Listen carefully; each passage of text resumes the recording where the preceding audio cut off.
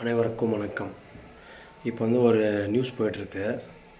டிவிகேல இருக்கிற சரத் அவங்க ஐபிஎல் மேட்ச்சில் இது பார்க்குறப்ப ஃபோன் மேலே வச்சு மாத்திரை கசக்கி அதை பவுடராக பண்ணியிருக்காங்கன்னு சொல்லி எல்லாம் சொல்லிகிட்ருக்காங்க. அது இதை ஃபேமஸ் பண்ணுற மாதிரி டிஎம்கேக்காரங்க என்ன பண்ணுறாங்கன்னா ரோட்டில் இறங்கி போராடிட்டுருக்காங்க. நான் என்ன சொல்கிறேன்னா, ஃபஸ்ட்டு உங்களுக்கு தெரியுமா அவர் ட்ரக்ஸ் தான் யூஸ் பண்ணாங்களா இல்லையான்னு? அவர் அவரோட இன்ஸ்டா ஐடியில் க்ளீனாக எக்ஸ்ப்ளனேஷன் கொடுத்துருக்காங்க. இவ்வளோவும் பண்ணி நீங்கள் ரோடில் இறங்கி போராடுறீங்க. ஃபஸ்ட்டு அது என்ன தீவிரம் விசாரிச்சுட்டு தான் நீங்கள் பண்ணணும். Because he is already clean explanation in Sarath page. ஓகேங்களா? நீங்கள் ஏன் இப்படி பண்ணுறீங்கன்னு தெரியல. இதே மாதிரி தமிழ்நாட்டில் எவ்வளோ நடந்திருக்கு இதுக்கு முன்னாடி.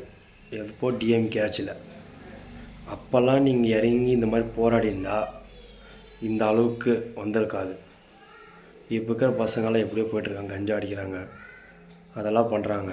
ஏன் நீங்களே பண்ணுறீங்க? டிஎம்கே இருக்கிறவங்க தான் சேல்ஸ் பண்ணுறது. ஃபஸ்ட்டு நீங்கள் ஒழுங்காக இருந்தால் மட்டும்தான் மற்றவங்களுக்கு சொல்லணும். உங்கள் ஆட்சியிலே ஒழுங்காக இல்லை. அதனால் ஃபஸ்ட்டு இந்த மாதிரி அன்வான்ட் மெசேஜை ஸ்ப்ரெட் பண்ணாதீங்க. ஃபஸ்ட்டு அது என்ன ஏது விசாரிக்கணும்.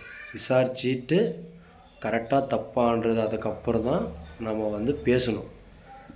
சும்மா அவங்க இந்த டிஎம்கேக்காரங்க இந்த மாதிரி பேச ரீசன் என்ன தெரியுமா? டிவிகேவை அழிக்கணும். இன்னொன்று அவங்க ஃபேமஸ் ஆகணும்.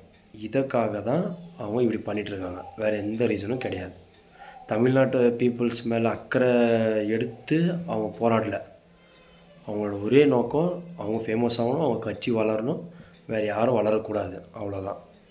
இதுக்காக அவங்க என்ன கீழ்த்தனமான வேலை கூட செய்கிறதுக்கு ரெடியாக இருப்பாங்க.